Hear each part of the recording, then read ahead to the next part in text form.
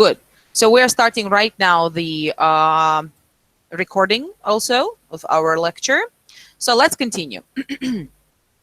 As I said, many muscles, according to their location, may be referred to particular region of our body. For example, that can be the back muscles. If you remember when we said about the back muscles, we said that we may have the back muscles proper, yes, and we have the back muscles according to their location. Because the main idea was that functionally, these muscles are not moving particular region. Meaning that in back muscles in the superficial layer, we do have the muscular structures which are although localized in back, but do not move the back itself. So they are not producing the movement at the vertebral column. As a result, many of these muscles are referred to the muscles of the pectoral and the scapular regions. As a result, what you see here, first we will start with the part of the anterior axioappendicular muscles. Let me show you that portion, please. Yes, here they are. So the muscular region of the upper limb can be subdivided into the, first of all, axioappendicular muscles. From the name axioappendicular, I do believe it's clear that these are the muscles which are attached most commonly with their proximal attachment to the axial skeleton, and by their distal attachment, they are attached to the appendicular skeleton. That's why we say axioappendicular muscles. So starting with the anterior axioappendicular muscles, which you see here, and here is also a very nice table on the next slide. I will show you. Okay, like that will be easier. Here they are. So as a result, you can see here these axioappendicular muscles, and here are the part of the anterior or the table for them. Can you see the book, guys? Because many of you are sending that you cannot.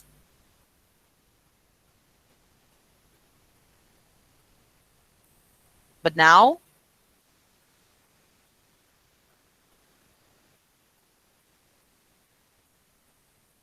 Is it only for, could you please leave the call and rejoin back again?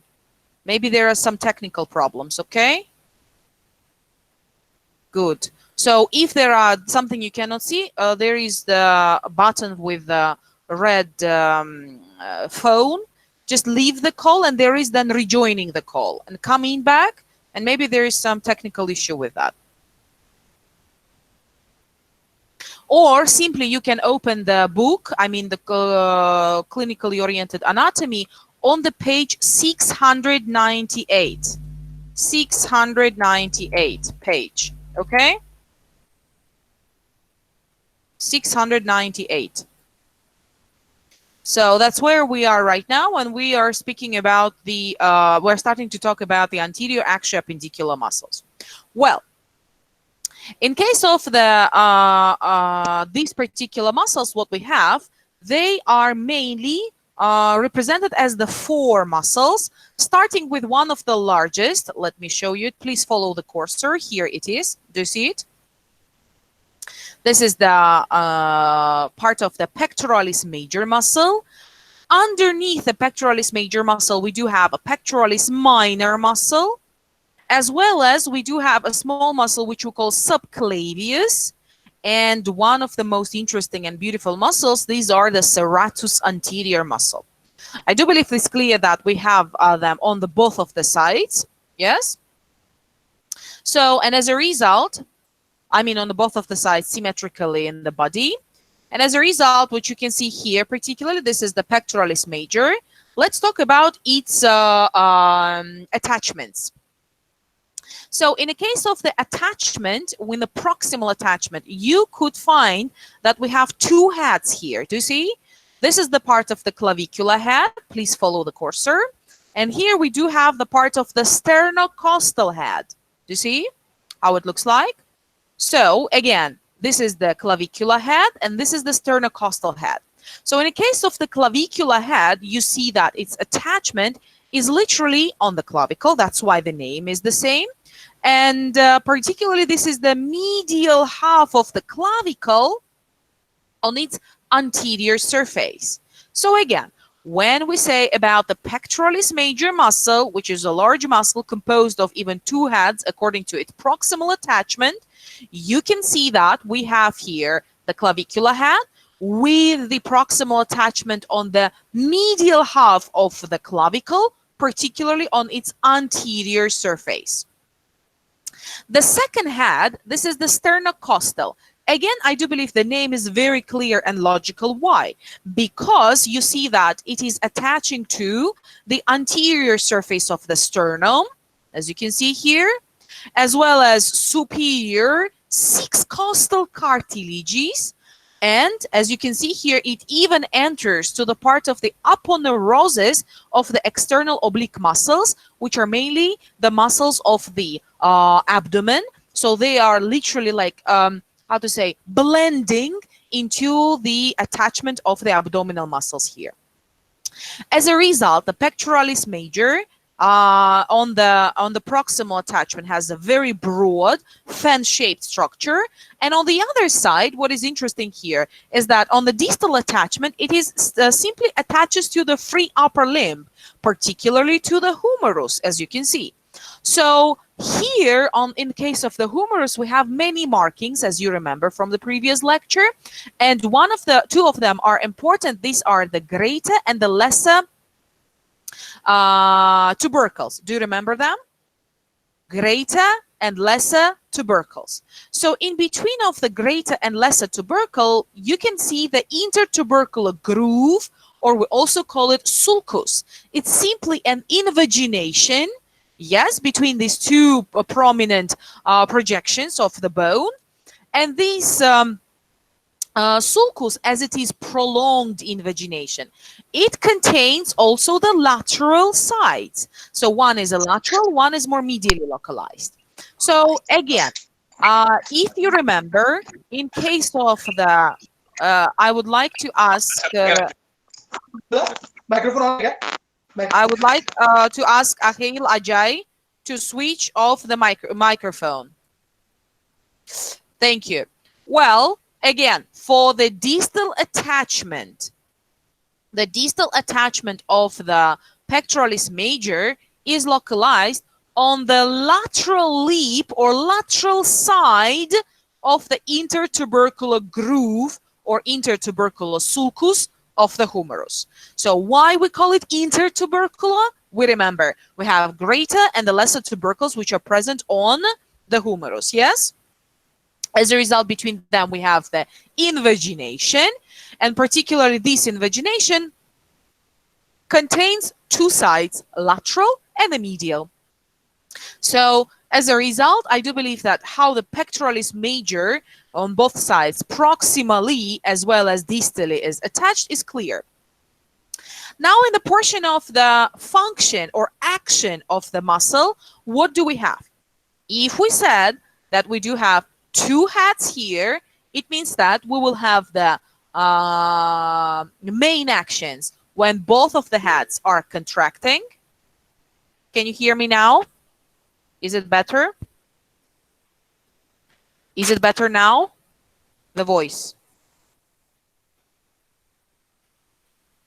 Yes? Good. So, as I said, here now, let's imagine what this muscle or how can it act, what type of the movement it can do. So as a result, when we talk about both of the heads and the contraction of both of the heads here, then imagine all of these fibers are contracting. What they will do? They will simply pull the whole humerus towards the torso, yes?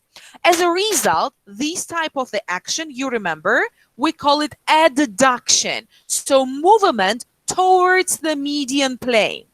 So imagine again, all of these fibers are contracting and pulling the distal attachment, so the humerus, towards the torso. As a result, the adduction should be one of the main actions of the pectoralis major muscle. At the same time, here you remember that we have what type of the joint? This is the shoulder joint or glenohumeral joint, saying that we have the glenoid cavity, which is represented on the lateral angle of the scapula. Do you remember that? So lateral angle of the scapula, as well as from the other side, we do have the humerus by its head of the humerus, which contains the spherical structure. So the head itself is literally spherically, has the spherical shape. As a result, that type of the joint simply we call ball and socket joint.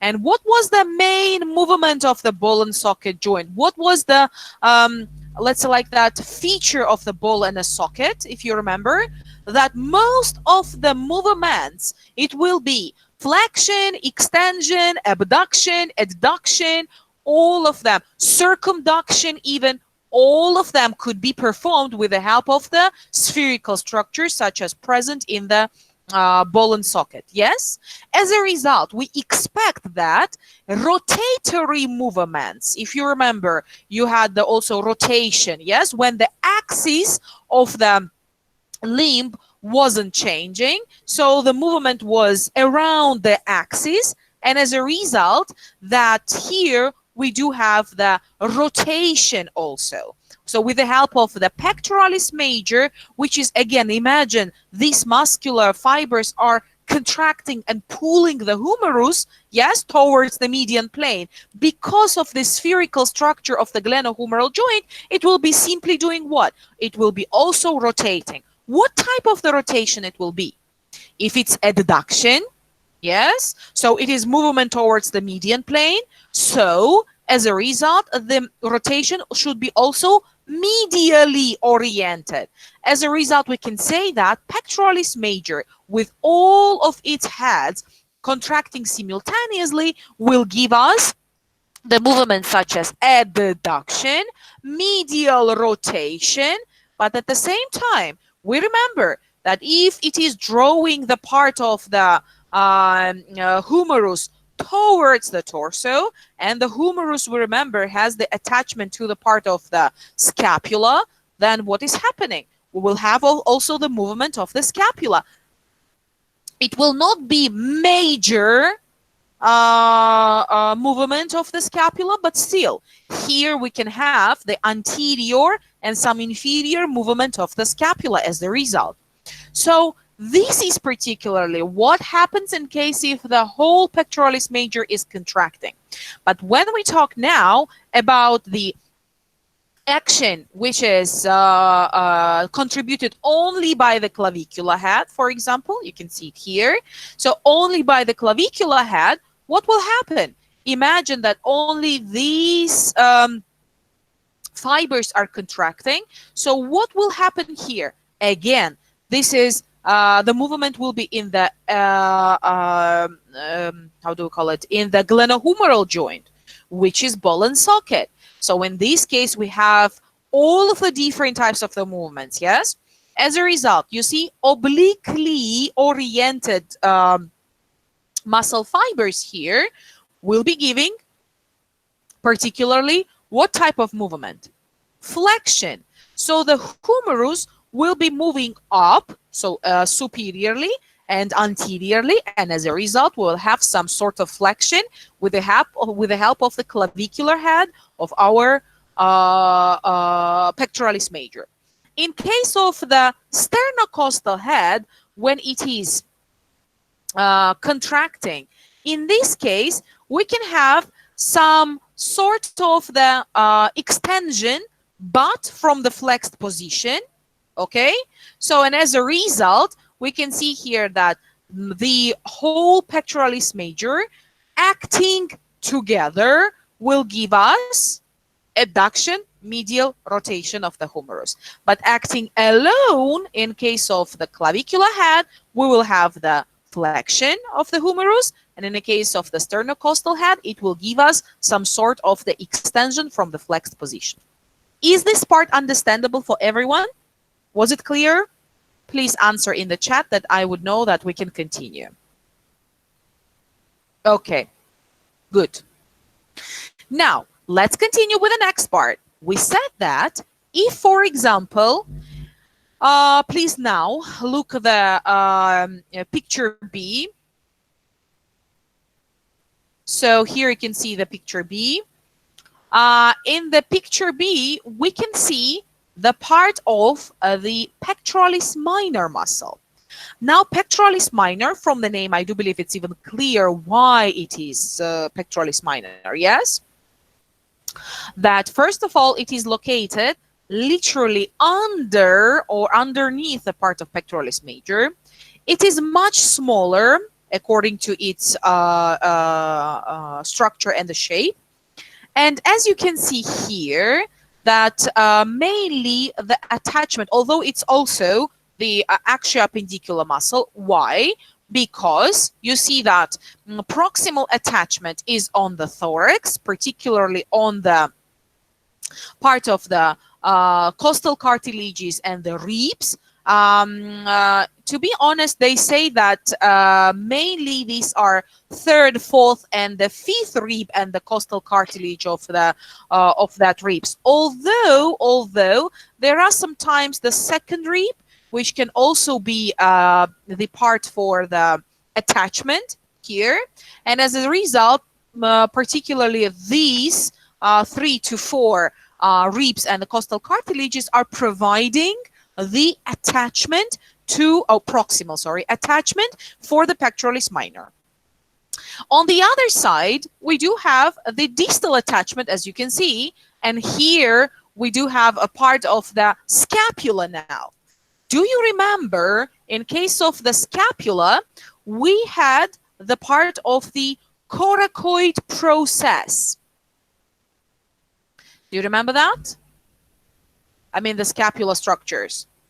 Okay, let's do like that. I will open one more clinically oriented anatomy, okay? If I can do it here, because I would show you the parts of the bones. My dear students, unfortunately, I do not speak Hindi.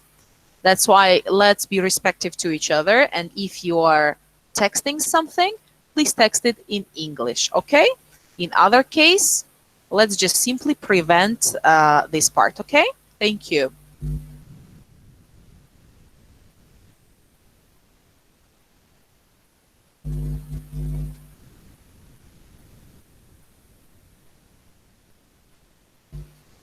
All right.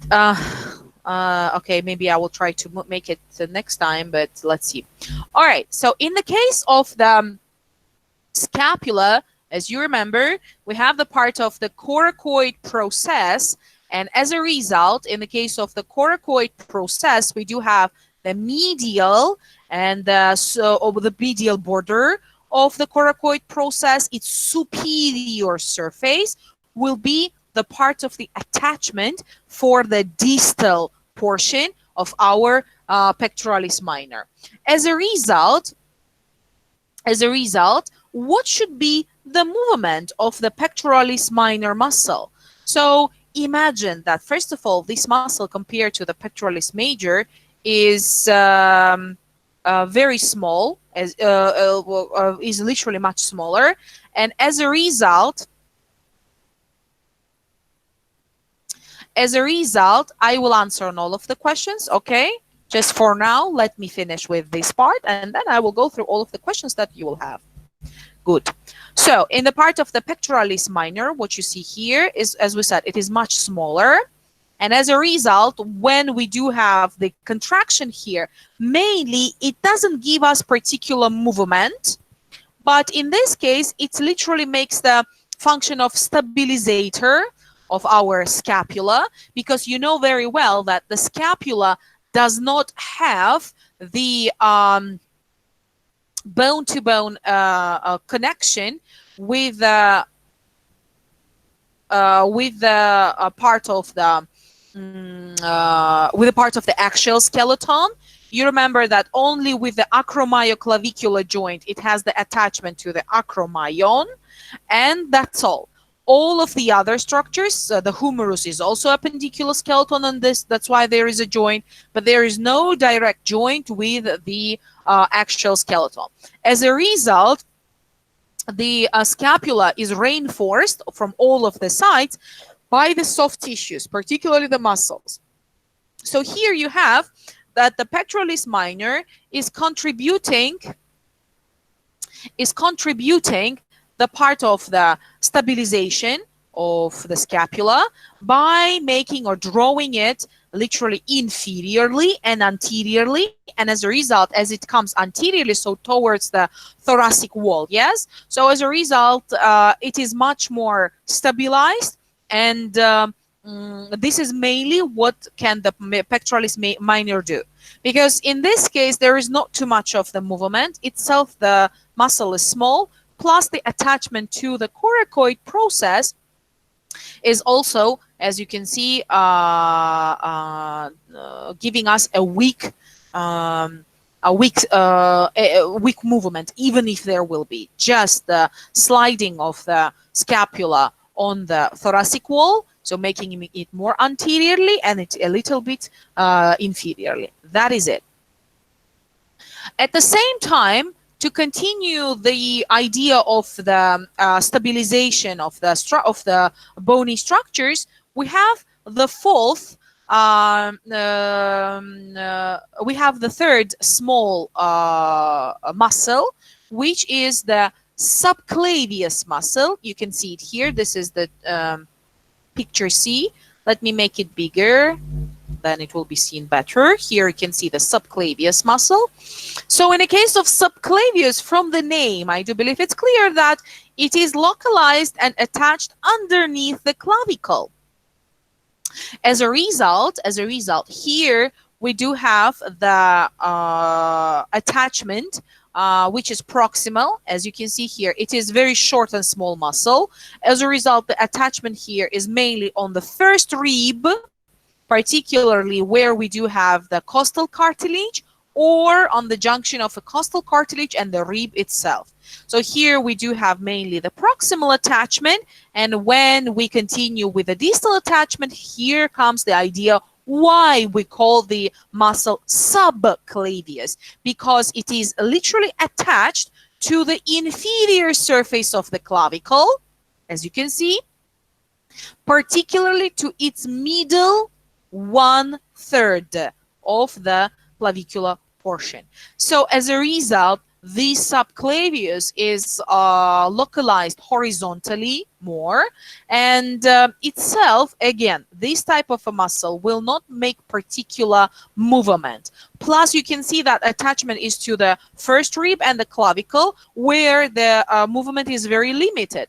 As a result, here the main function of a subclavius is to stabilize the part of the clavicle, so in the horizontal position.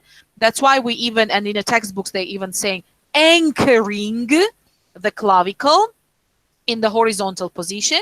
So as a result, this is the main function of that small muscle.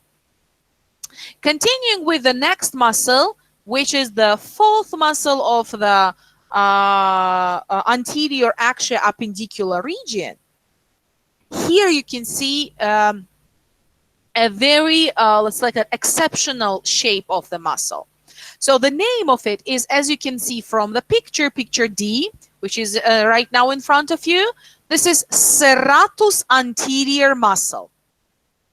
So why we call it serratus anterior?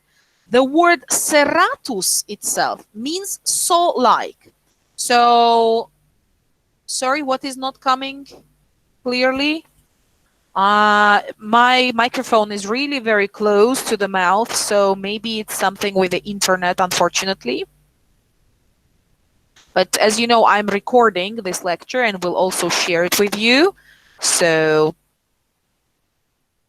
I'm using the earphones. That's the idea, and that's why it's very close. That's what I'm saying.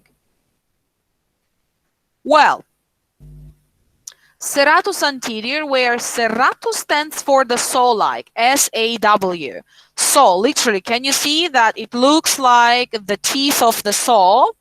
So that's why the name is really very strange here, but still. So serratus anterior muscle has interesting attachment. So as you can see, all of these saw-like teeth, these parts of the muscle, are attached to the parts of the lateral lateral parts of our ribs. As you can see here, this is the external surface, sure, outer surface of the ribs. Particularly, you can see that it starts from the rib 1, approximately coming to the rib 8. Normally, classically, we say that this is the first to the 8th rib. Again, sometimes they may be happening that the 9th rib can be also represented as the part of the proximal attachment of the serratus anterior. In a case of a distal attachment, it's more even interesting, to be honest, because you can see from that lateral view that the part of the serratus anterior is literally turning posteriorly from the anterior side, as you can see, and enters under the scapula, surrounding the ribs, and comes to the part of the medial border of the scapula. Do you remember? The scapula is literally triangular in the shape, and as a result, it has 3 borders. The part of the medial border here, what you see, so you can see from that picture E, is the one which gets the provides the distal attachment for the serratus anterior muscle. So particularly its anterior surface of the medial border, classically to say, is the distal attachment of the serratus anterior muscle. So this is particularly gives us sure the movement, yes. So to think about the action with that type of the attachments, imagine. So these are the attachments here, as you can see. So what should be the action? The movement will be sure on the scapula itself. And if you remember, when we were talking about the different types of the movements, we said that the scapula has its own specific movements. These were protraction of the scapula and retraction of the scapula, yes? So in case of the protraction, it was movement anterior and the lateral. In case of the retraction, it was more posterior and a medial movement. As a result, imagine now that this muscle is contracting and pulling the medial border of the scapula. So what type of the movement should be here? What will be the movement of the scapula? Sure, it will be moving more anteriorly towards the thoracic wall, yes. And because, as you can see, the part of serratus anterior from that side comes from the lateral side, as a result, we'll have some anterior and the lateral movement of the scapula. As a result, we say that the serratus anterior muscle's main action is the protraction of the scapula, and also it helps to hold the scapula and stabilize the scapula against the thoracic wall, as it is pulling it anteriorly, sure. As the result, we also have some small rotation of the scapula in this case. We will cover today, I will show you the different types of the movements that the scapula can produce. So as a result, coming back to serratus anterior. So protraction and some rotation. An important thing that it helps us to also stabilize and hold the scapula against the thoracic wall. This part was clear for everyone?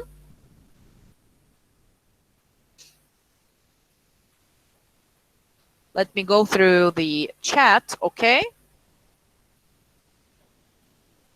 The image is not clear. Unfortunately, maybe this is the problem of the internet. In this case, I don't think that I can help you guys. Yes, I will zoom it again, the diagrams. We'll go through them again. We'll make some small summary. Okay, interesting question here. When pectoralis major accidentally contract medially, will the neck of the humerus fracture? That's interesting question. Thank you, Rohit. Although I do believe it's clear that most commonly these muscles, when they are contracting, they do not have that much of the, let's like that, how do we call them? The strength to give it the fracture. Although it's also connected to the underlying conditions. You know that there is the condition of the osteoporosis when the density of the, most commonly it happens in the females, and it's seen in the females or after the menopause, although it's also happening in a case of the male, sure, in the elderly period. And one of the most common things what we can see in this case that it's not, to be honest, the humeral fracture, it's more the femoral, so the part of the thigh, particularly the neck of the thigh, the femur is having the fracture. But in this case, if there was any, let's like that, not accurate, not correct type of the movement, yes, in case of the very severe osteoporosis, there may be the fracture of the bones. Particularly, that can be, as I said, most commonly it is seen in the case of the lower limb, particularly in the femur, in the thigh region. So as a result, we do have the fractures. Most commonly, you will see that even in the cases which are coming on the different exams, or even you will see them in these cases in the clinic. You can see that most commonly when there is this type of the underlying condition, we have the femoral type of the fracture rather than the humeral one. Although, as I said, any type of the accident, for example, when the patient can fall down with their arm flexed in the shoulder joint, and they can literally fall down on the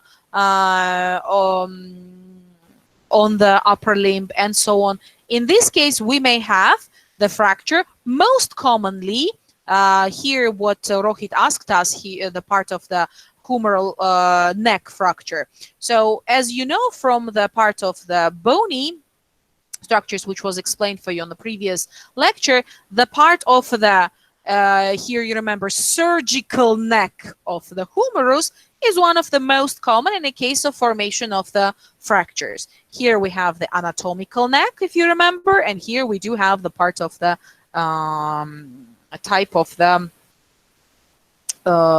surgical necks. So that's what you can also see most commonly, that if there is the fracture, most commonly you will have the fracture of the humerus at this region, so at the region of the surgical neck. Well, let's continue now. If more or less this part was understandable, we can continue with the next portion. So we have finished with the anterior axial appendicular muscles.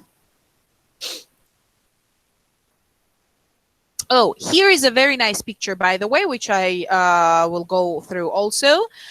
Although we are not covering in the body systems one the part of the blood vessels and the innervation, because innervation you will cover in the body systems 2 in the next semester.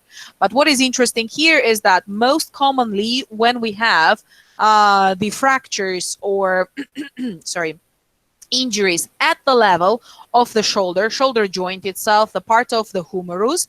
Here we do have the high risk of having the nerve injury also, as well as the blood vessel injury. Here, particularly in this region, you can see the brachial plexus. The brachial plexus, can you hear me now better? Can you hear me now? Is it better now? Good. So what I'm saying is that here you can see the part of the brachial plexus, so which is in the yellowish color, showing the portion of the nerve fibers. So the brachial plexus is the part of the spinal nerves which are originating at the level of the cervical spine, as well as the part of the thoracic one, and giving rise to the innervation of the whole upper limb. In one of the cases that sometimes I'm bringing to the students, I had there a patient who had the accident. He was working in the field, and he was working on the special machine, which was, let's like that, cleaning the field. So, and as a result, some stick or some stone, when it entered to the machine just stopped. So he forgot to switch off the engine and so he put his hand into the machine to simply clean it from the stone. As soon as he did it, the machine started to work, and his hand literally was injured.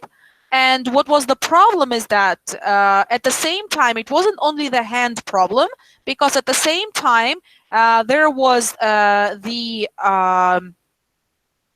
extension and hyperextension of the shoulder joint, when there was even the parts of the this brachial plexus injured.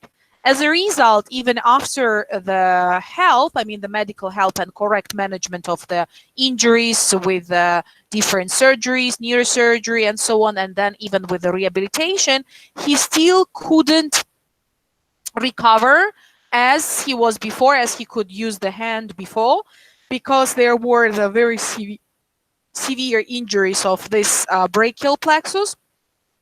And as a result, even the good rehabilitation for several months didn't help that much. So continuing with the next part, here we do have the posterior axial-appendicular muscles and also the muscles of the scapulohumeral region. Now, what does it mean?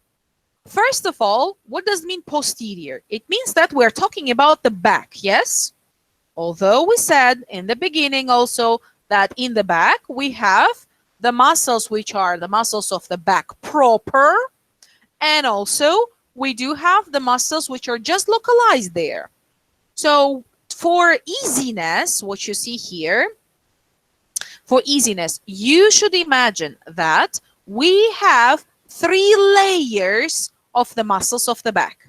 So we have superficial, we have intermediate, and we have deep.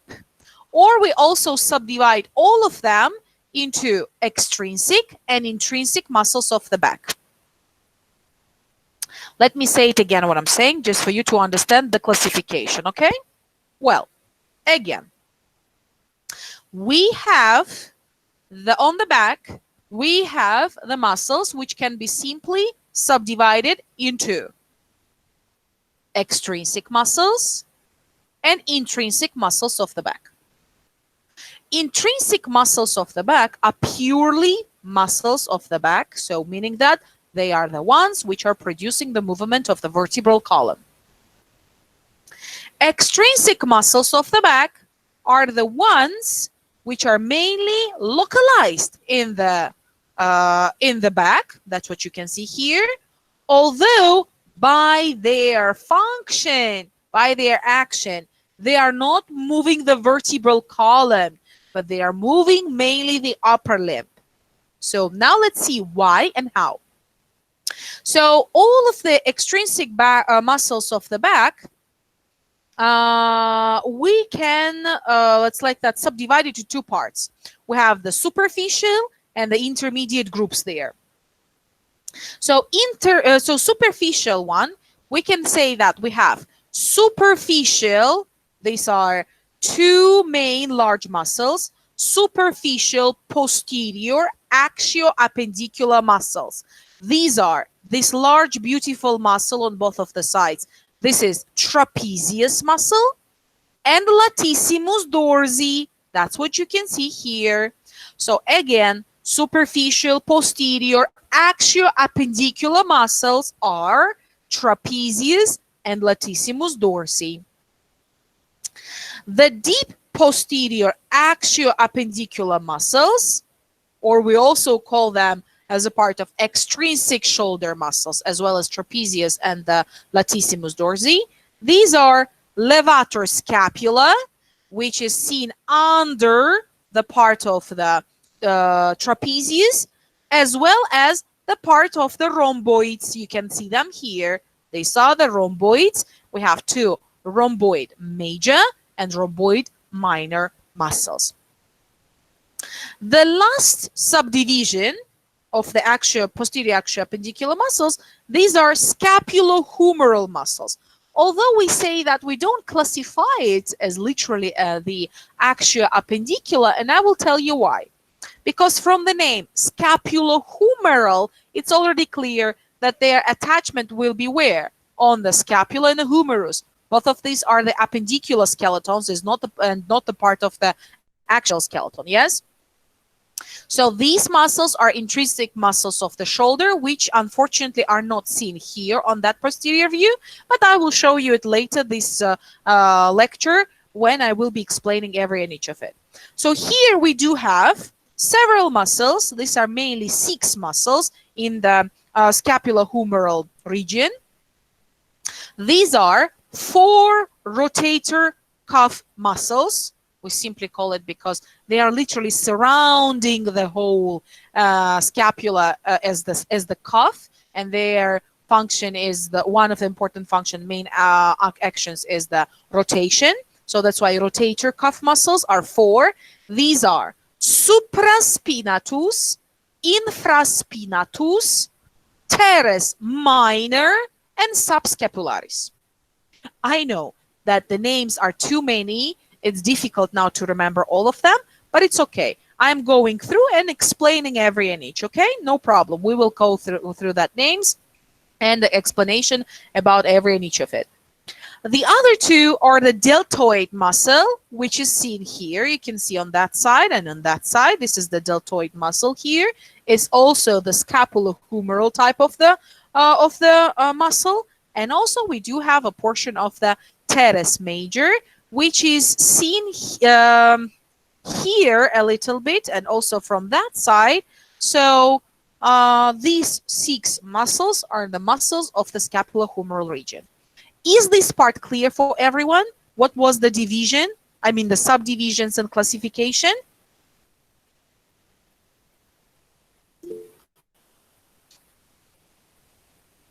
So more or less it was understandable. Okay, let's continue, and if something where you will ask me the questions and so on, when we will talk about every and each, okay? Thank you. Well, so starting with the next muscle out of, so we said that we have superficial posterior axio-appendicular muscles. Yes, do you remember this part? Superficial posterior axio-appendicular muscles, or one of the layer of extrinsic shoulder muscles. And the very first one was particularly the trapezius muscle, as we said.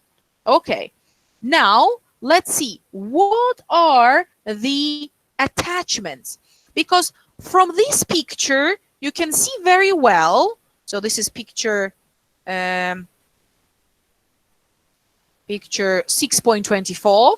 So here, we see that it is literally having a large proximal attachment, very broad proximal attachment in different parts.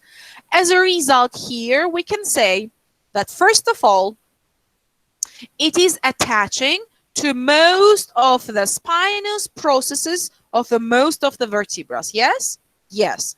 But what do we remember from the vertebral column? Guys, we remember that in the cervical region, yes, till the 7th cervical vertebra, the spinous processes are very short and they are bifid. So they are literally separated, yes? And as a result, they cannot be that good attachment for the muscle. But at the same time, we remember that here we have the presence of the nuchal ligament, which is the broad ligament. As a result, we can say that the proximal attachment of the trapezius muscle is the nuchal ligament at the cervical region, and the spinous processes of the vertebrae starting from C7. Why C7? You remember, yes? Because the C7 or 7th cervical vertebra has the very long and slender spinous process, which is not bifid, and as a result, it already can be provide the attachment for the muscle. So starting from C7, going down through the whole thorax, as you can see, coming to T12 vertebra. So again, proximal attachment of trapezius simply nuchal ligament. For cervical 6 vertebrae, from C7 till T12, it is the spinous processes of that vertebra. Additionally, you can see that we have the part of the occipital bone of the head.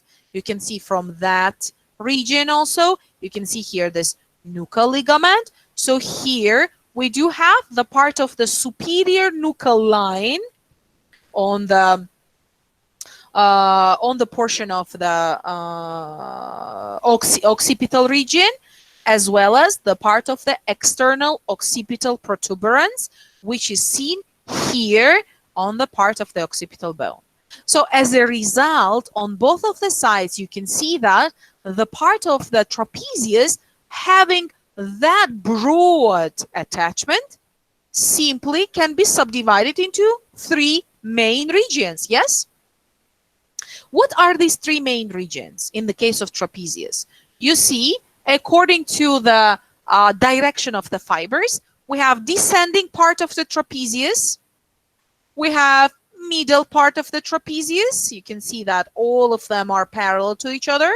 And we have the ascending part of the trapezius muscle. Okay? So, in the portion, we will come back to that part during the action. Now let's see what is the distal attachment in this case. So if, as it is the posterior, again, axio-appendicular muscles. Okay, axial skeleton, we see here a very nice and very broad attachment to the axial skeleton in case of vertebrae and even the part of the head. But what about the appendicular skeleton? What type of the attachment do we have here? So obviously it's a part of the scapula. You remember that on the posterior surface of the scapula, we have very long and large projection, which we call spine of the scapula. Yes? As a result, the spine of the scapula, you remember, has the continuation with a structure which we call acromyon, which is particularly giving us acromioclavicular joint when it is attaching to the clavicle. Yeah? As a result, please remember that the part of the spine of the scapula, as you can see here, the part of the acromyon of the scapula will be the distal attachment, as well as, interesting thing, and you can see it here on the lateral view. Please look on the lateral view. Please follow the cursor. You can see that the distal attachment is coming towards where? Towards the part of the acromyon, acromioclavicular joint, and even lateral third of the clavicle itself. So as a result, the whole Distal attachment is localized on the two main bones. These are clavicle, its lateral third, and this is the scapula, particularly its spine and the part of the acromyon. So now for us, we can ask the question, what is the function?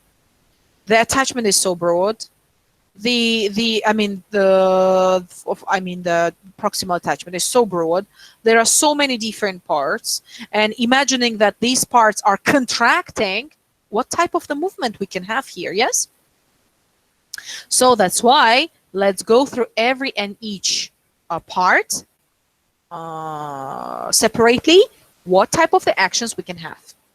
In case of descending part of the trapezius muscle, imagine these fibers are contracting. All of the descending part is contracting simultaneously. What do you think? Where it will drag the part of the scapula? Up, yes? So it will go up, as imagine that this portion pulls the scapula up. As a result, the movement, if you remember, again from the introductory part of the clinically oriented anatomy, there you had, in case of shoulders, you had the special type of the movement. It was elevation and depression. So literally here, the descending part of the trapezius will produce the elevation type of the movement. Now, for easiness, let's understand what about the ascending part. So the one which is ascending towards the scapula spine, imagine they are contracting. What they will do? They are contracting. So as a result, they will pull the whole scapula down. Yes? So that's what we call depression of the scapula, simply. And what about the middle part? So middle part, imagine it is contracting. So it will be pulling the portion of the whole scapula where? Towards the median plane. Yes? What was the function? What was the main movement? How do we know this movement? What is the name of that movement? This is retraction. So most commonly, we can see that a retraction of the scapula can be produced also by all of the three parts, descending, middle, and ascending together, as well as by the middle part itself, although it is the weak retractor.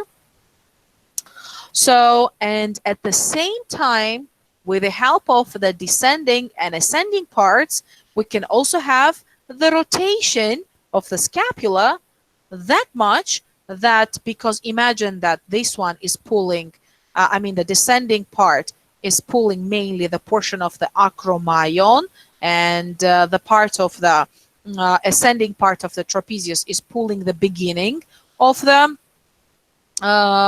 spine. What will happen? The whole scapula will simply rotate that much that its lateral angle will be rotated superiorly. What do we have on the lateral angle? We have a glenoid cavity, yes? So here, as a result, we can have the rotation of the glenoid cavity superiorly with the help of these two parts of the trapezius muscle. So that's how it looks like. So we started to talk about superficial posterior axial appendicular muscles, where, yes, we said we have trapezius, but the second type of the muscle, what we have here, this is particularly the latissimus dorsi. Before going to the latissimus dorsi, I want to show you this picture. This is the picture which shows how we can rotate the scapula. So here you can see this rotation. Here, even in a different colors, they show you that. In the red discontinuous line, it shows you the upward rotation. Why upward? You can see that the part of the glenoid cavity and the acromyon are superiorly rotated. In case of the, and even the portion of the inferior angle is also rotated superiorly. Vice versa, in the green color, in these discontinuous lines, they show you the part of the downward rotation, where again glenoid cavity, the part of the acromion are rotated downward, so more inferiorly, as you can see. Now, also you can see here this movements which we've talked right now about. Again, in the reddish color in the picture A, you can see elevation of scapula, and in a greenish color you can see depression of the scapula. And the last one but not least picture, which is the picture B, shows you protraction and retraction. You remember? Protraction, anterior and the lateral movement of the scapula. Retraction, posterior and the medial movement of the scapula. What you see here, you see the clavicle, how it is attached to the part of the manubrium of the sternum.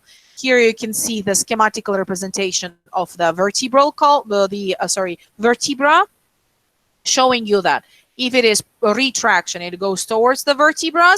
If it is protraction, it goes away from the vertebrae, so more laterally. So you're saying that my voice is not clear. Oh my God, what should I do? I really don't know, because it is the microphone is really very close. Okay, is it better now? Is it better like that, guys? Better like that? You can hear, yes? Okay, okay, good. All right. So as a result, coming back to that portion, what I talked right now about, next part before this table is really very good, but I will come back to it when we'll cover all of the muscles today, because you will see this is a nice table which shows you the movements of the scapula. If you remember, I told you that in the beginning of the lecture. And here we will see all of the muscles, what are the main muscles which are producing particular movement of the scapula. All right? Now let's continue with the next muscle. And this muscle is the muscle of the latissimus dorsi. So you can see it here. This is figure 6.26, guys. Like that. So do not mix it with the other figure, only this one. So the part of the latissimus dorsi, also a large type of the posterior axial-appendicular muscle.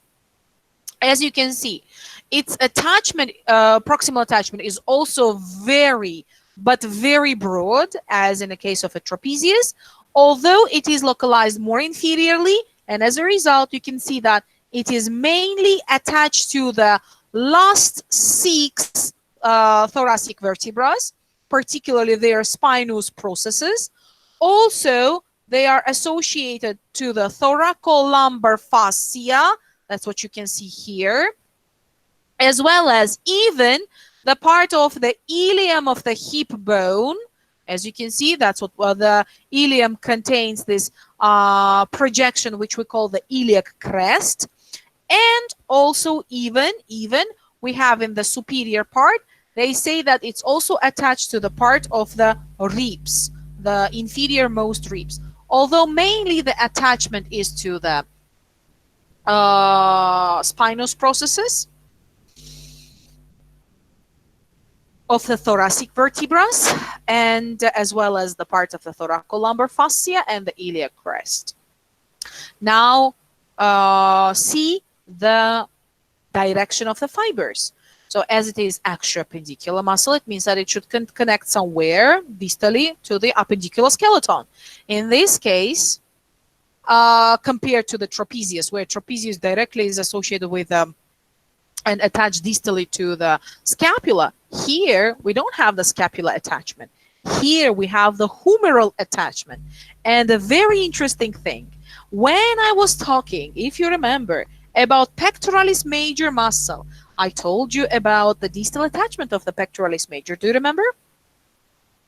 I told you that it was attached to the side of the intertubercular groove or sulcus.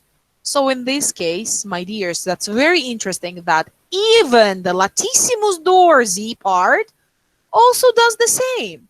So latissimus dorsi also attaches to the intertubercular sulcus. So it comes literally from the medial side of the humerus. It attaches anteriorly to it, and as the result, imagine what type of the movement can be done in this case. First of all, imagine that these large muscles are contracting. They will pull the humerus, yes? Where? Simply posteriorly. Why? Because it's the posterior muscle, yes? So as a result, if it pulls it posteriorly, that will be the extension, yes, of the humerus. Although it is pulling it from the medial side. Do you see? So as a result, there will be the pulling from the medial closer to the torso. As a result, we will have adduction, some sort of adduction, as well as because the humerus has the glenohumeral joint, which is again ball and a socket and a spherical one, sure, it will give you the rotation. What type of rotation? Medial or lateral? If it's from medial side, so it is medial rotation. So as a result, latissimus dorsi, having this very interesting type of the distal attachment, provides extension of the humerus, adduction, some medial rotation of the humerus. But what is the most interesting thing, you know, when we are using the latissimus dorsi? When we are climbing. When we are climbing and with our hand, for example, we are holding particular structure superior to us, and with the help of the latissimus dorsi, we are pulling our whole body towards the hand. So during the climbing, the latissimus dorsi is used very, very much. I do believe this one is also more or less understandable, yes? Now, we said that we have the part of the posterior axial appendicular muscles, so which you can see here. So, oh, sorry, yeah, here it is. So we have the extrinsic shoulder muscles, although we still have the continuation of the part of the posterior axial appendicular muscles there, yes, if you remember, but they are now deeper structures. So if these two, trapezius and the latissimus dorsi, were extrinsic, now let's see what about the they were superficial, then let's see what are the deep muscles. Here you can see a very nice table, which is showing you the levator scapula and both of the rhomboids, which I showed you generally previously. So they are the representatives of the deep posterior axial appendicular muscles, which are also extrinsic shoulder muscles, as you remember, yes? So let's continue. Here was a very nice picture, 627. Just a second, someone texted. Okay, so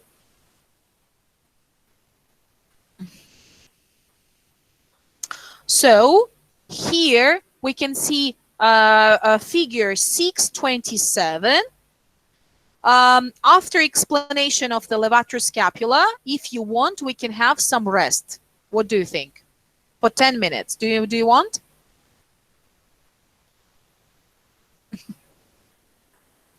So you can answer me. Yes? Of course, someone said. Okay. Okay, no problem. Sure, we'll have some rest. Just let's finish with the levator scapula, okay? And we can have 10 minutes rest, all of us. I also need some water. Okay, so let's continue now. Here, so what I would be I'm sorry, I really don't know why my voice is breaking. As I see, my internet is okay. I really don't know why it's breaking, unfortunately. Okay, let's continue. Here we do have figure 627. As a result, well, we have this posterior and a lateral view, as it was in the case of the trapezius, if you remember. So in case of the levator scapula muscle, from the name even, yes, I do believe it's already clear what would be the main action, yes, that it will be elevating the scapula. Now logically, let's come from that particular action. If the function is elevation of the scapula,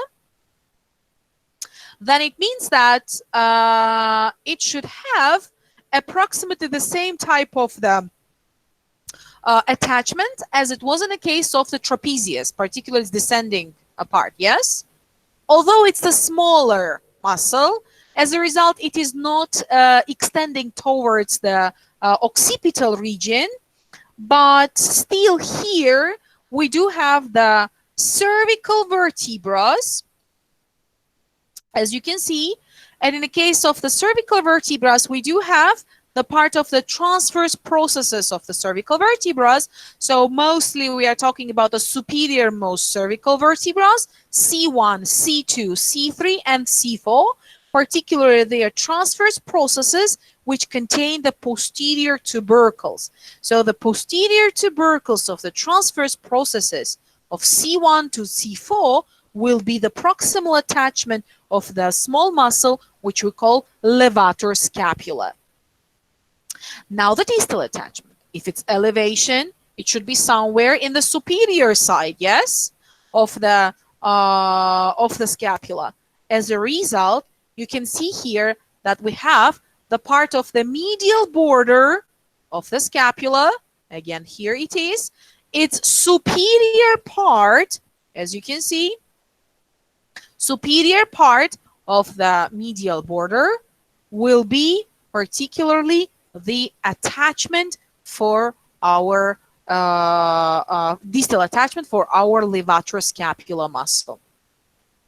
We even say that the portion of the medial border is the one which is superior to the spine of the scapula. So this portion will be attaching distally the part of levatoscapula muscle. That is also nicely seen here, particularly. This is our levatoscapula part. So as a result, sure, the function of the muscle or action of the muscle will be elevating of the scapula. Although at the same time, you remember that the scapula is very easy to rotate also. And as a result here, we will have the part of the elevation, yes, of the scapula, as well as rotation of the scapula. So imagine it will pull this part, look, from that side. So what will happen with the portion of the glenoid cavity? It will go down, so inferiorly, yes? So as a result, we will see here some, we'll see here mainly elevation and some rotation. Let's have some rest now for 10 minutes. So I will leave the call and we'll be back to it, okay, in 10 minutes. Now it is at my time, it's 14:16, okay, and 14:26 I will be back, all right? Just 10 minutes to have some rest. Thank you very much. We'll see you in 10 minutes.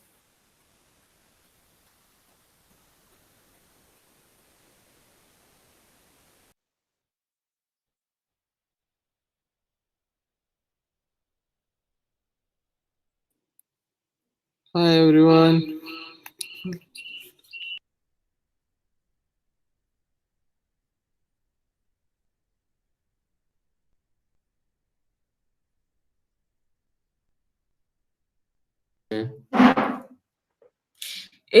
Pali. Itu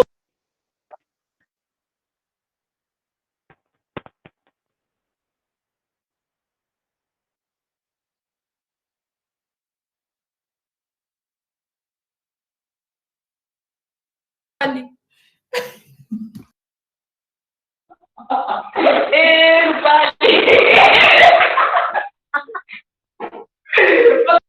Pali.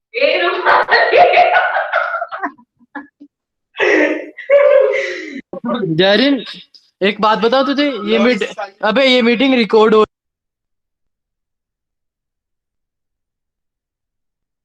अगली बार बोलने से पहले सोचो ये meeting record हो रही है। Drive पे अपलोड होगी। तेरा रूपाली बन जाएगा।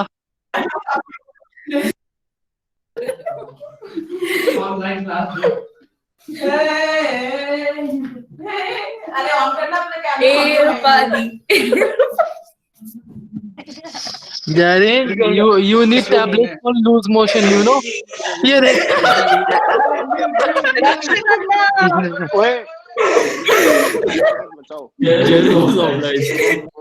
I am obliged, guys.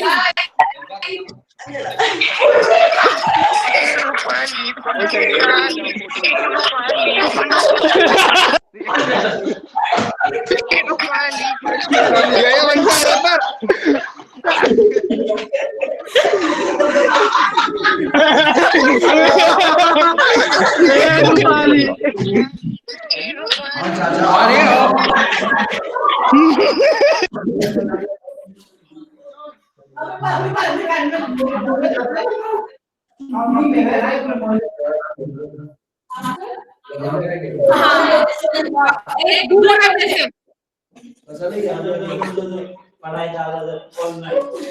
अरे अभी जाना ना।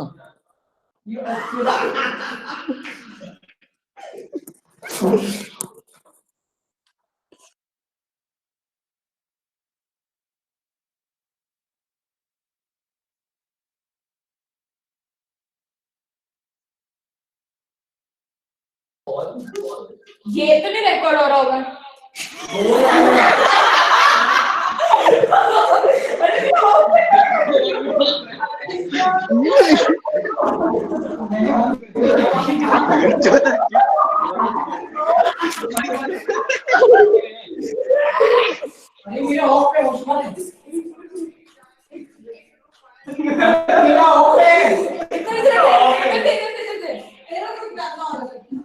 अबे अच्छा सिखाई मस्त सिखाई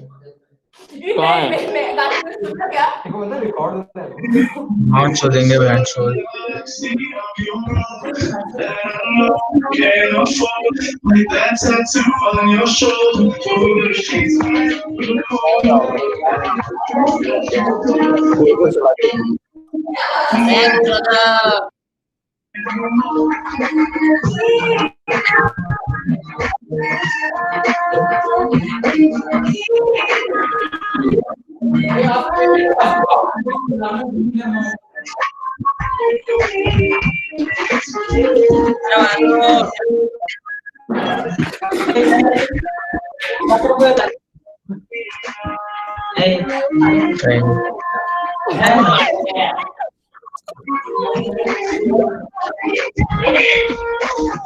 सुन जल्दी आजा, मैम छोड़ के गई है और ग्रुप वैसे चालू है, जल्दी आजा। तो साले आके मस्ती करेंगे, जल्दी अच्छा तो आजा ठीक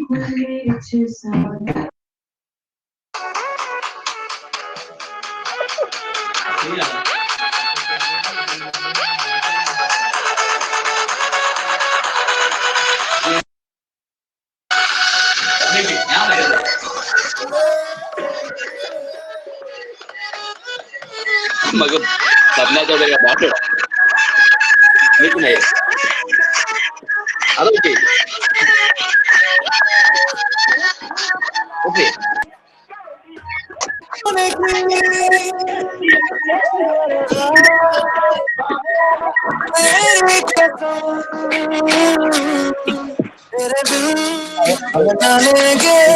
कभी तुझे कितना चाहने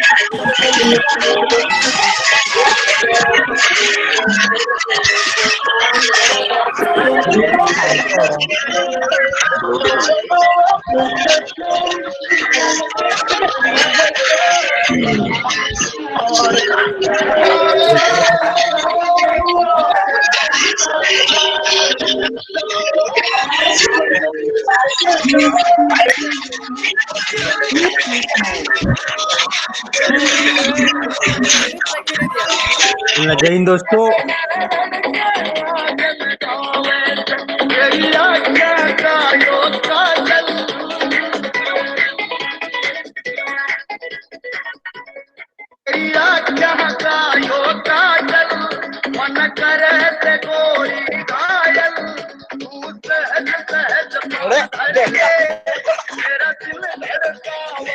मानिस नहीं मानिस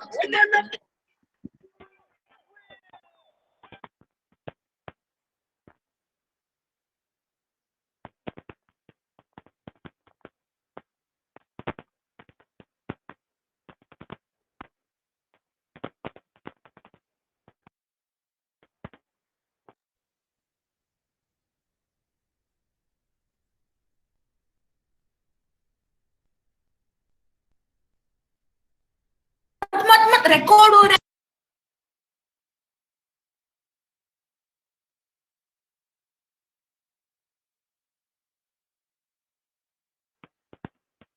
तू स्पीकर बंद केला Episódio mais, sabe? Palhaço, Miguel? Aonde você tá que você não chegou até agora? Até agora. Eu tô fudendo.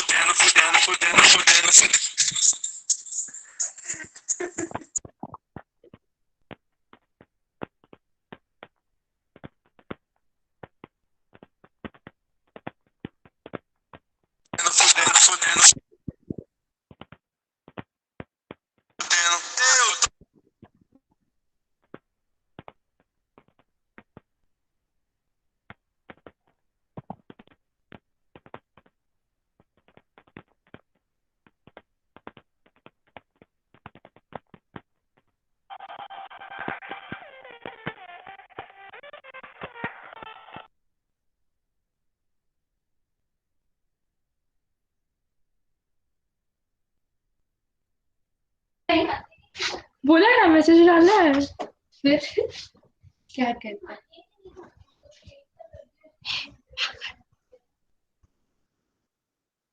बात तो करो सब्र बंद कर दिया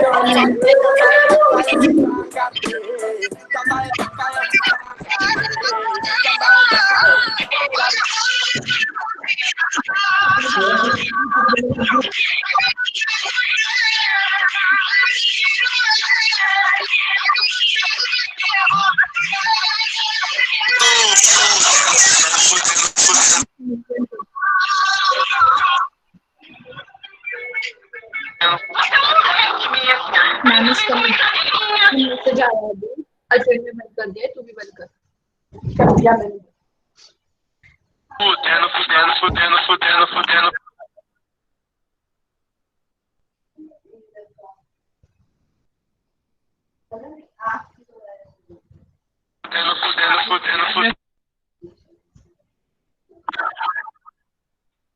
कौन है ये बकबक कर रहा है?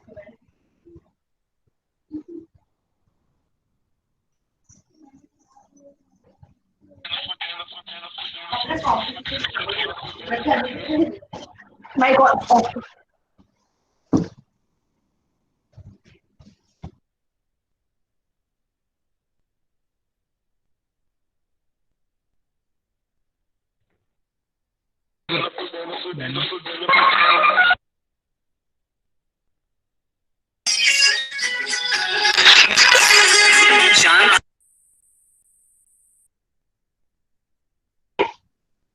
बजा भाई। कौन बजा रहा?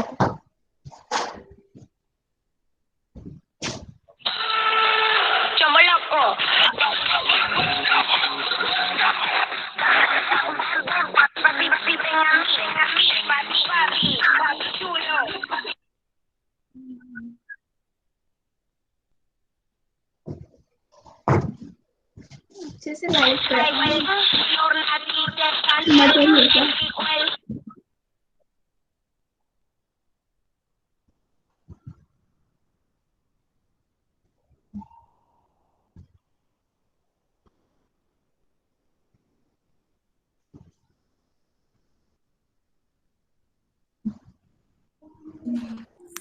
ए 50 बंदे रह गए, पहले 70 थे। और तेरा आवाज आ रहा है माइक्रोफोन बंद कर। तेरा क्या है?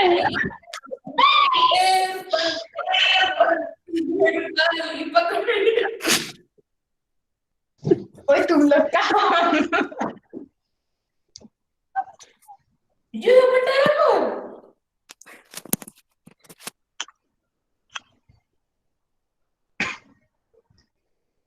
ना चालू ठेव.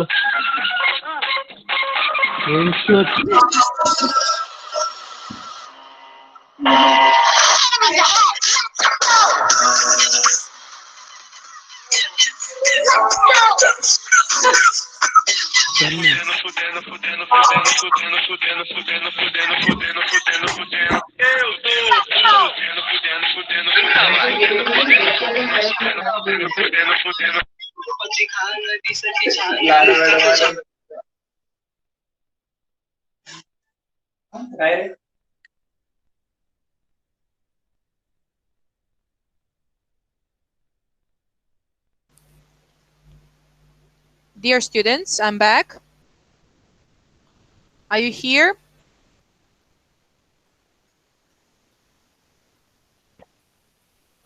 Okay. So, very well. I do believe we can continue. I would like to ask everyone to mute their microphones, okay? Thank you so much. So we can continue now. Let me share back again my screen.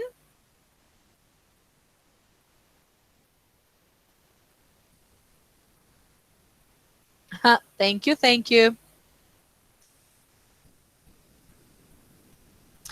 Okay.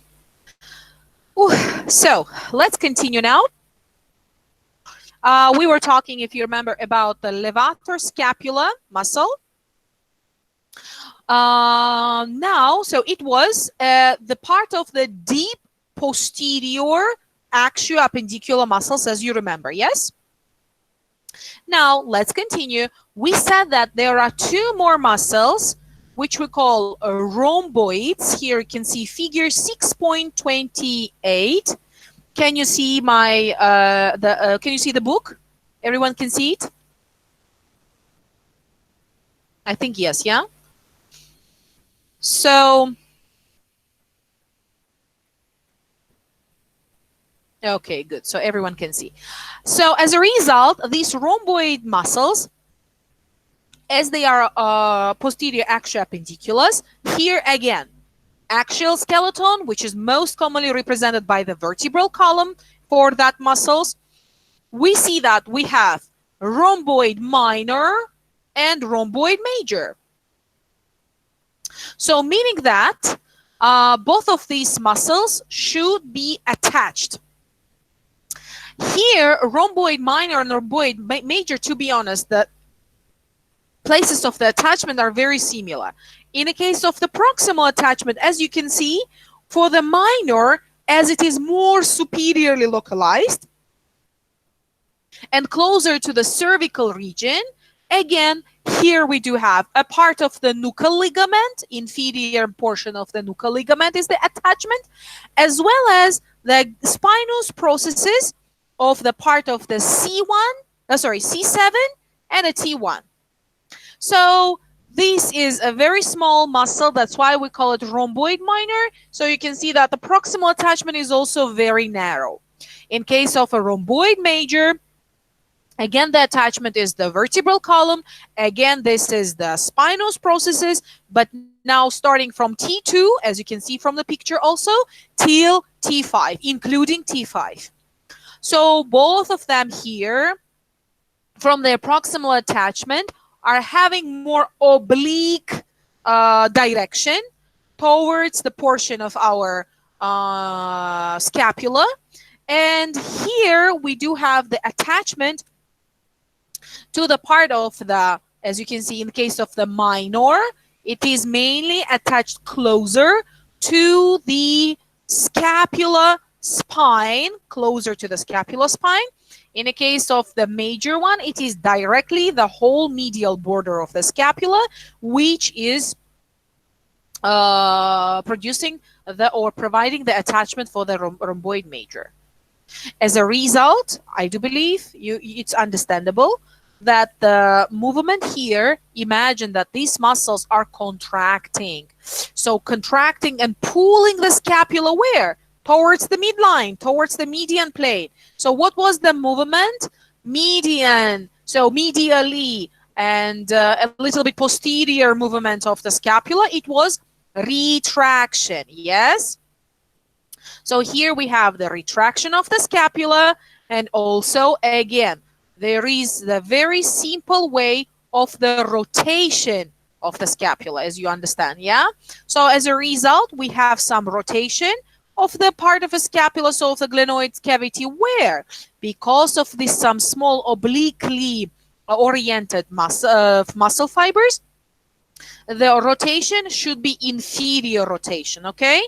So as a result, rhomboids are simply retract and rotate the scapula. That what was particularly about the posterior axio-appendicular muscles, but their deep layer. So mainly two muscles what were important for us here. And the last portion, what is left for us to talk about, as you remember, I told you that we also have scapulohumeral intrinsic shoulder muscles, which are the deltoid and the teres major, as well as 4 rotator cuff muscles, where we have the supraspinatus, infraspinatus, teres minor, and the subscapularis muscles. Well, let's go through them. Here they are. Okay. That are the nice picture, which shows you, so picture 629, from A to B, C, and D, all of them are showing the places for the attachment of the scapulohumeral muscles, as well as some of them, such as rotator cuff muscles and even the portion of the teres major. So let's see. So on the picture A, what we can see here, I'm sorry. I'm sorry. So on the picture A, we can see the scapula with a part of its posterior view, because you can see here the spine of the scapula. So it's really very simple to identify. In case of the picture C, you see the anterior view of the scapula. So with a part of the acromion, as you can see, and portion of the coracoid process. Now, you can see here the key with the different colors, schematical representation of the different attachments. So whatever you see in the reddish color, this is the origin, so literally the proximal attachment. Whatever you see in the bluish color, this is our distal attachment, so insertion of the muscle. So starting from the, we said that in the case of the scapulohumeral muscles, we have 4 muscles which are collectively called rotator cuff muscles. That's what you can see, all of them you can see here. Now let's see, what does it mean? This is the posterior view, this B picture. It's the posterior view of the scapula, as you can see. So what is happening here? We have, you remember that the scapula on the posterior surface with the help of a spine is subdivided into 2 parts, yes? One is the supraspinous fossa, so the one which is superior localized, so here, okay, here is better seen, supraspinous fossa, and the second one is the infraspinous fossa, yes? As the result, 2 out of 4 rotator cuff muscles will be having, as you can see, origin or their proximal attachment on the supraspinous fossa and infraspinous fossa. As a result, their name will be supraspinatus and infraspinatus, respectively. So where we have a supraspinous fossa attachment, this is our supraspinatus muscle. And in the case of the infraspinous fossa attachment, we have infraspinatus muscle. That's what you can see here. On the sorry, posterior view, what is left? This is the part of the lateral border, medial border, and a superior border of our scapula. Yes. So on the lateral border, as you can see, somewhere in the middle part of the lateral border, we do have the attachment of the 3rd out of 4 rotator cuff muscles, which is teres minor. You can see the muscle itself here, how it looks like. This is the teres minor. Please follow the cursor. And the last one, but not least, because we said it's like the cuff surrounding the portion of the scapula and the part of the shoulder joint from all of the sides. So if 3 of them, we had 2 of them purely posteriorly. 3rd one, we had postero-inferiorly and laterally. The 4th one, you can see from the anterior view of the scapula. Let me make it bigger. So here it is. You can see that this region, we call it subscapula region. Yes. So literally here we do have the part of the subscapularis, because the fossa even, which we see here, this is subscapular fossa. Yes. This containing literally the biggest part of the anterior surface of the scapula. And here we do have our subscapularis muscle, which is attached to it. I mean, originating here, so proximally attached to it. Now let's talk a little bit about the distal attachments. Okay, so again, proximal attachments of the 4 rotator cuff muscles are understandable. So, but literally the whole surface of the scapula is mainly providing the attachment. Posteriorly, it's the supraspinous fossa, infraspinous fossa, as well as the middle part of the lateral border. Anteriorly, it is the subscapular fossa. Now let's see, what about insertion? What about the distal attachment in this case?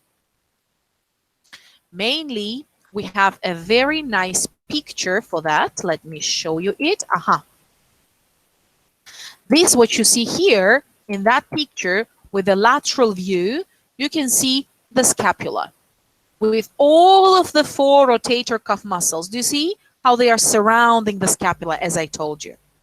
So as a result, on the B picture, you can see schematical representation of the attachments, the distal attachments or insertions of the rotator cuff muscle.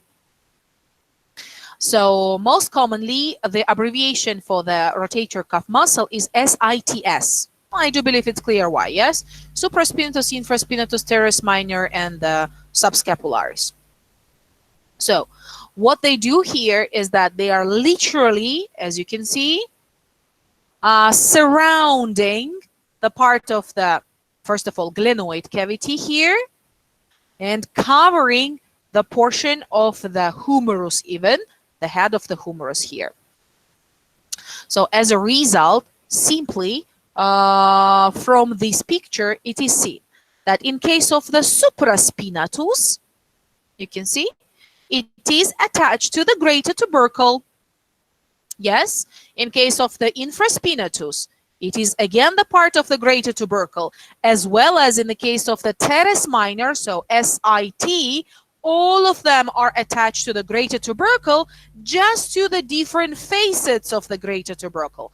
In case of the supraspinatus, as you understand here, we do have the part of the superior-most facet of the greater tubercle.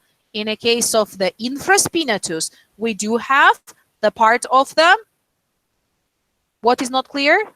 My voice, better? Again, not clear. Again, not clear.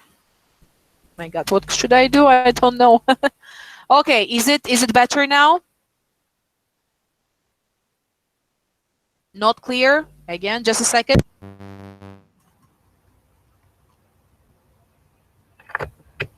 तेरा mic शुरू था क्या चुती है? Guys, please switch off the microphones. Is it better now? Tell me. Yes? Cutting voice. I'm rechecking my internet and it is okay. So maybe it's something with your internet. Could you recheck, please? Okay, I'm not explaining anything right now. Just leave the call and enter back again. Rejoin it. Maybe it will be better. Come on.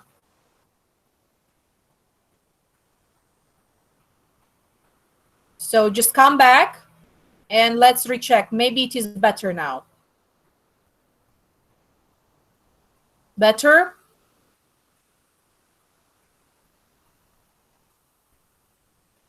Good. I'm happy that you can hear me clearly. Very well. Good. Good. Okay. So then we can continue, yes? So, not improved. Unfortunately, I cannot help you in this case. I'm sorry. Okay, I will try to make it into the microphone, but it's really very, very improved. Okay. Okay, I'm happy. All right, so let's say it again then for the people who couldn't hear me well. So, as I said, in case of rotator cuff muscles that we have, these are SITS. So these are supraspinatus, infraspinatus, teres minor, and subscapularis.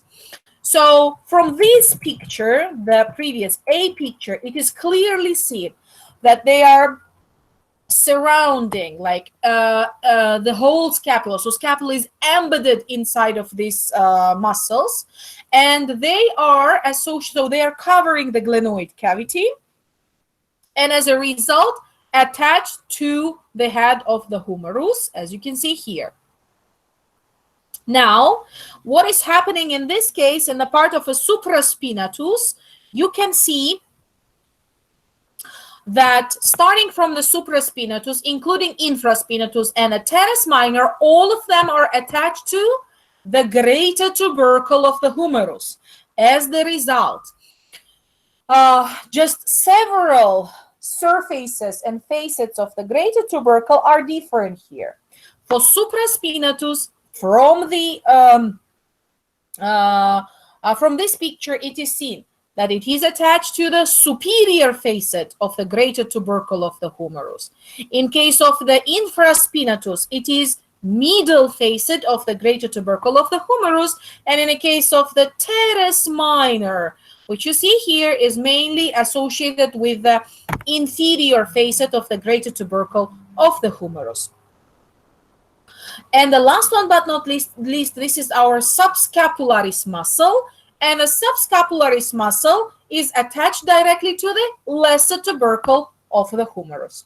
As the result, you can see that all of the rotator cuff muscles are attached to the tubercles of the humerus. Now let's talk about the action of the rotator cuff muscles. So the interesting thing that mainly all of them, I mean all of the rotator cuff muscles, even from the name I do believe it's clear, yes? So all of them are helping in the rotation of the humerus, although there is some exception from the rule, as always. So this is particularly this part of the supraspinatus that is not that much rotating the humerus, as it is helping an interesting thing. As it is superiorly localized, you see, during its contraction, it helps us to make the abduction of the humerus. What does it mean? Look, abduction, you remember, is the movement away from the median plane, yes? So normally the abduction of the whole humerus is dependent on the other muscle of the scapulohumeral region, and this is deltoid. We can even see here the deltoid. I will show you. Here it is. I will explain the deltoid, sure. So imagine this large muscle, sure, during its contraction normally should be abducting the whole upper lip. Yes, as you can see here in the picture 6.31. But that's the idea. It is not abducting it at the beginning. The initial abduction is dependent on the muscle, which we call supraspinatus. So approximately, they say, first 15 degrees of the abduction is dependent on the supraspinatus, and only after that the deltoid takes the whole action on itself. All of the other rotator cuff muscles, such as simply infraspinatus, teres minor, and also the part of the subscapularis, their main function is the rotation. So although for infraspinatus and teres minor, as you can see, they are more laterally attached to the humerus. As a result, there is the lateral rotation in both of these cases. So lateral rotation of the humerus in this case. And in the case of the subscapularis, here we have medial rotation because it is medially attached. And as a result, clearly, I do believe, for everyone, it will be rotating the humerus internally, or we also call it medially. Yes? So, what is interesting now about the additional muscles of the scapulohumeral region? So we've talked about these 4 muscles of the rotator cuff, but we also had here the portion of the 2 muscles, which are the deltoid, as you can see from the figure 6.30, and in the figure 6.31, we have the testing of a deltoid muscle. I will tell you how mainly we are testing the muscles also. Just let me finish with the deltoid, and after that. Well, deltoid muscle is a large one, as you can see. So it is literally, we could say, covering the whole superior part of the humerus. And as a result, the proximal attachment here is really very broad. First of all, it is attaching anteriorly, you can see here, to the lateral third of the clavicle. Here. The same, if you remember, was for the trapezius muscle. Do you remember? Then it is attaching the part of the acromion as well as the spine of the scapula, which you can see also in this particular picture. You can see the part of this particular part of the picture. So spine of the scapula, acromion, and the third lateral part of the clavicle.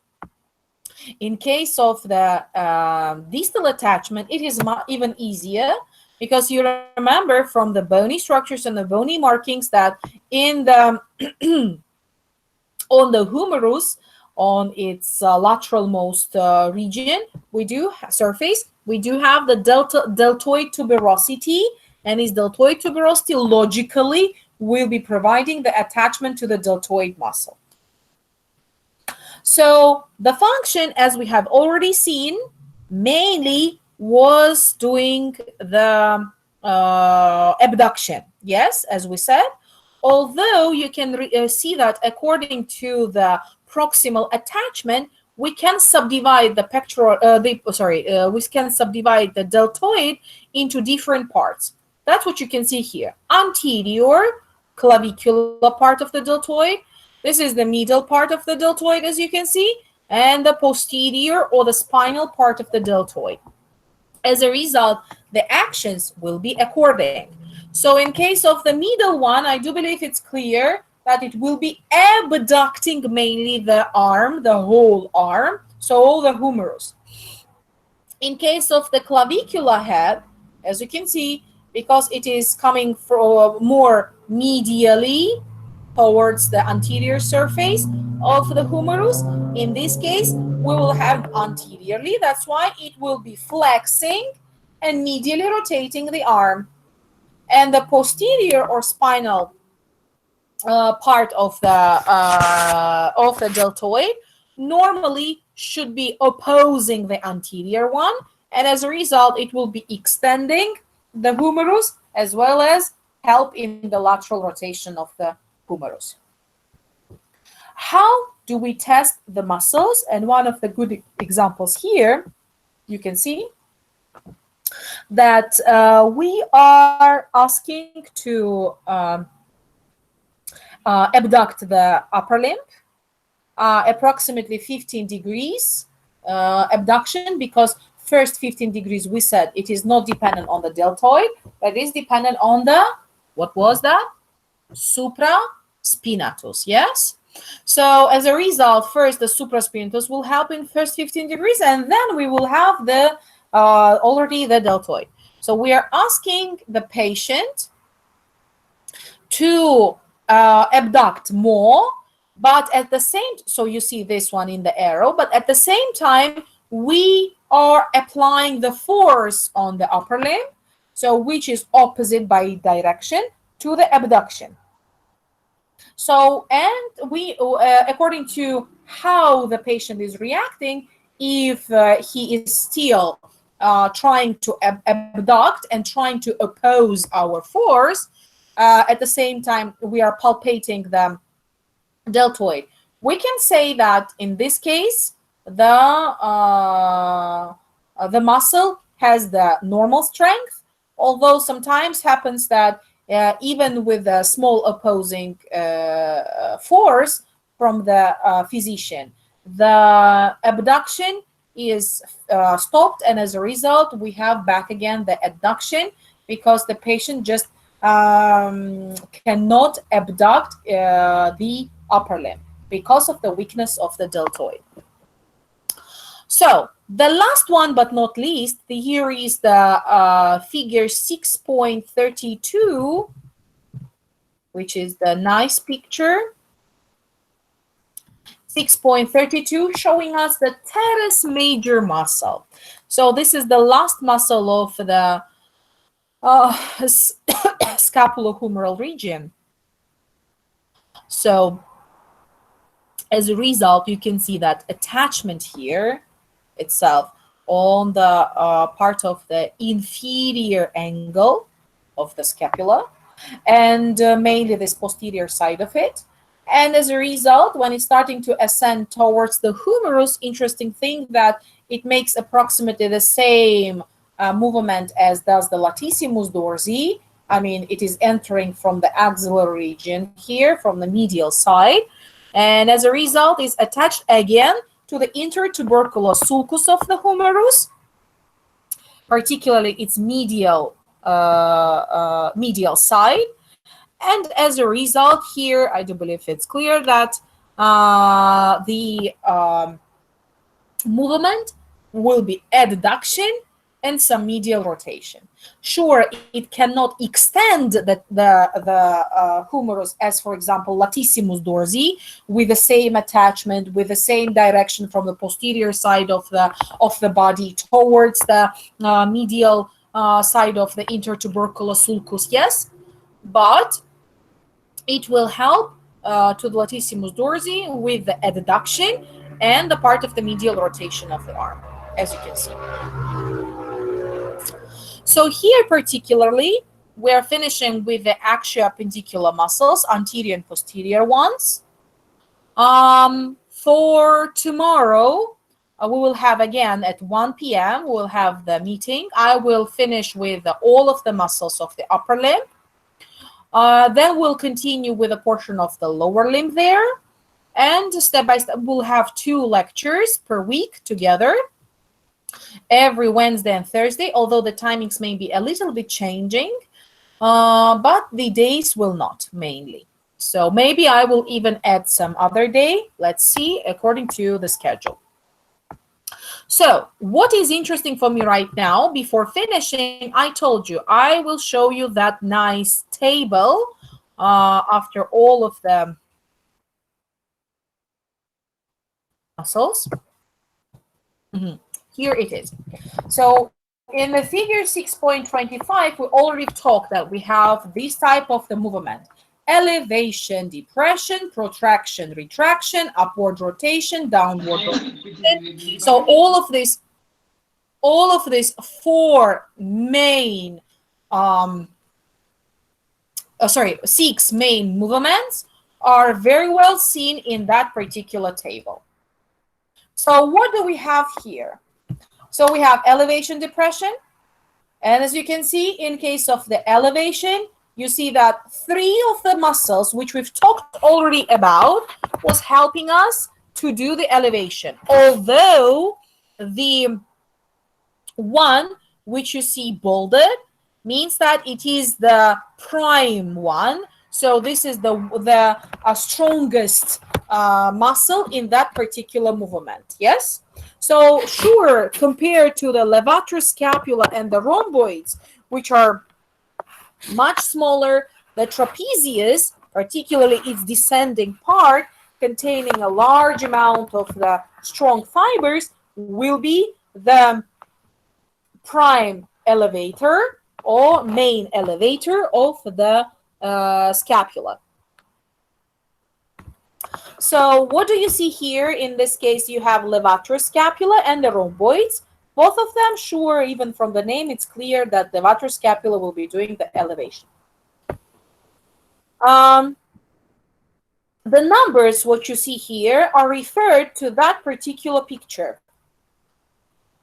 So where we have number 1 in the elevation, as you can see, number 2, and number 3.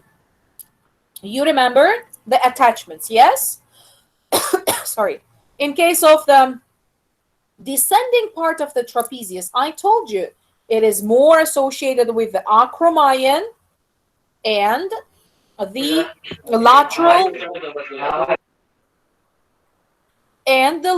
third of the scapula. Sorry, and the lateral third of the clavicle. In case of the levator scapula, if you remember, we said that it is mainly associated with the part of the medial border, which is superior to the spine of the scapula. In case of the rhomboids, the rhomboid minor was very closely associated to the spine, but in the case of rhomboid major, it was taking the whole medial border till the inferior angle of the scapula. Guys, I would like to ask you to please switch off the microphone, okay?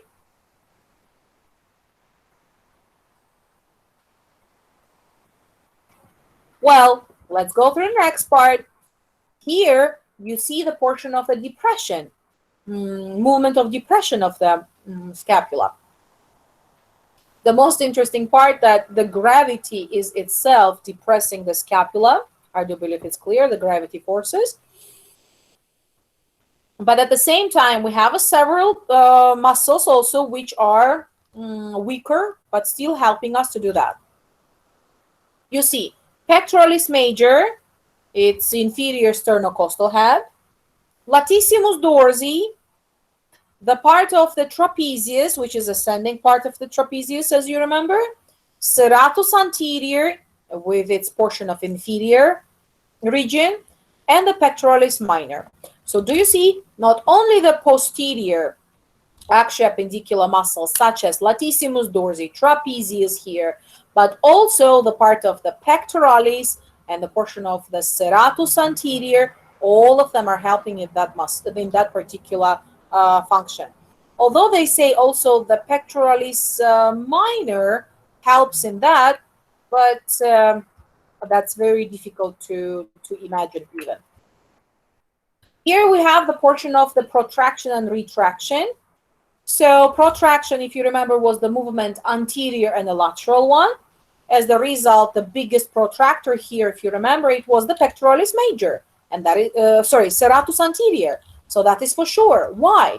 Because if you remember these saw-like structures, which were covering and turning, surrounding the whole ribs, posteriorly going, traveling underneath the scapula and attaching to the anterior surface of the medial border of the scapula, yes?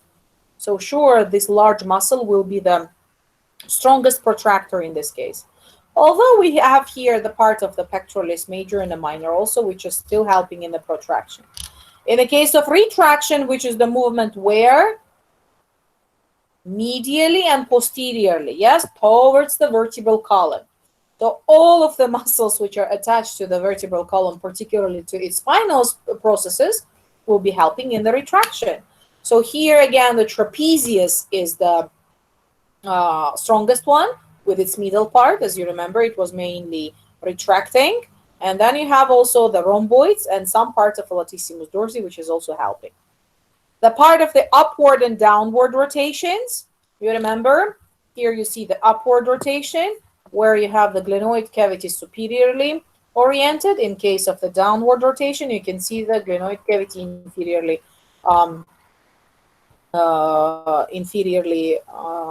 oriented. So upward rotation, again, dependent mainly on the trapezius, as you can see, and some portion of the serratus anterior, although still the trapezius will be the strongest here, plus some ascending part of the trapezius. If you remember, when we were explaining trapezius, we said that particularly these two parts, the descending and the ascending parts of the trapezius, I even was telling you, please imagine where we have the attachments here. Yes, I mean the distal ones. In case of the descending part, as again, it was acromyon and it was the lateral third of the clavicle. In case of ascending one, it was particularly the part of the spine, yes, the beginning of the spine of the scapula. As a result, imagine that one is pulling the one side, so like that, let me show you. So one is pulling one side of the scapula down and out, and the second one is pulling is up. So as a result, trapezius, both descending and ascending parts, are helping each other to make the upward rotation. The downward rotation here, sure, everything, every type of movement which is associated with the inferior direction, sure, will be always supported by the gravity, which is clear, I do believe. But the portion of the downward rotation here, the biggest muscle that can help us, this is sure the latissimus dorsi. Let's see how it looks like. So here you can see that the whole, because if you remember, latissimus dorsi do not have any direct attachment to the scapula, yes? Although we do have the attachment to the humerus, particularly to the medial side of the intertubercular groove or intertubercular sulcus. So by the extending, adducting and medially rotating the humerus, here we can sure move the scapula, which again I'm telling you is not producing the joint with the axial skeleton. It is just suspended through all of these muscles on the posterior side of our body. So as the result, you can see that everything is really very logical. all of these parts I want you to cover very well, even to go through parts of the surface anatomy, which is really very easy. So, and tomorrow I will continue with a part of the axilla structures, and we'll go through the arm, forearm, and the part of the hand. So thank you very much for today. If you have any questions, now you can ask me anything what you want. So let me go through. The first question from Sandesh. You're saying, what about our exams? Do we have any exams in the coming days? Good question. I do believe that on your portal, there's already the exams are there. So you are having the research methodology second midterm on 6, if I remember correctly, yes? So I uploaded for you 2 lectures. I will ask the lecture if there is anything else, and we'll upload it ASAP also. So, and we'll give you the topics, provide you on the drive directly. I will put the PDF file with the topics of what you will have on the research, okay? In case of the life sciences and the body systems, body systems, if I remember correctly, I asked them to upload. You will have 1 midterm. So, and I will also send you assignment, a PBL assignment for 2 cases. So I'm just right now writing these cases. We'll finish them this week and we'll send it to you, and you will have the time to work yourself on them and then submit it to me. I will provide you with the assessment, the assessment criteria also. So as a result, it will be easy for you. Just you need to work, and I do believe all of you remember. I don't want the plagiarism. Yes, you are, just a second. You are need to cover everything yourself. Yes.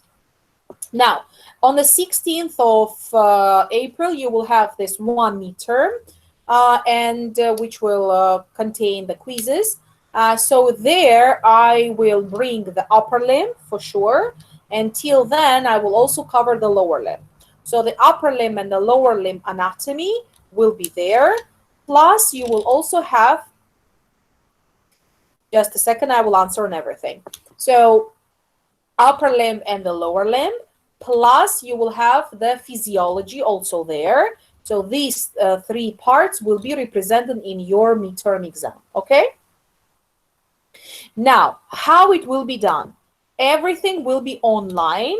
So you will receive the link and also some guidance how to use the link.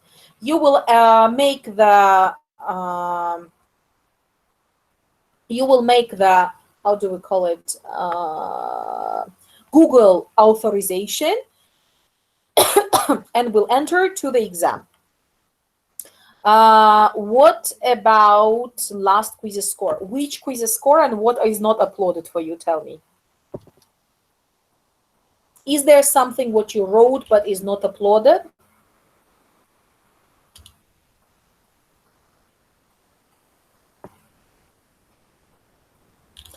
I will not mail. I told you.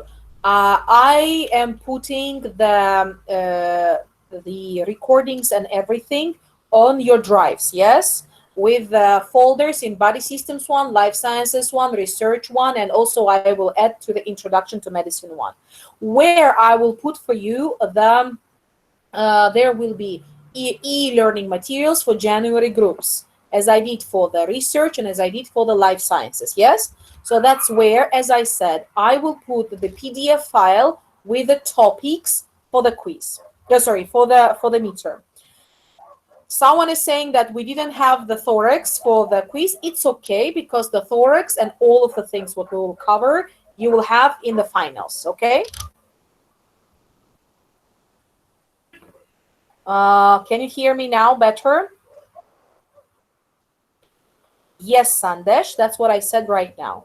The marks what are left are redistributed to the midterms, which are already uploaded on your portal or will be uploaded in these several days. The body systems will contain what I already told you, and I will upload the topics, as well as I will do the same for the life sciences.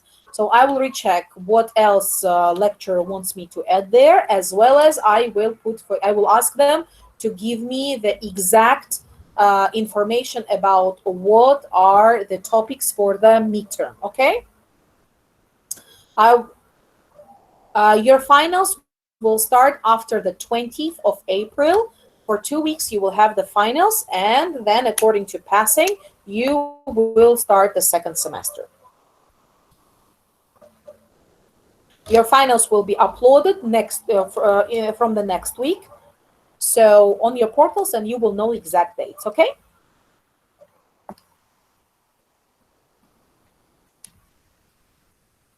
Any other questions, my dears?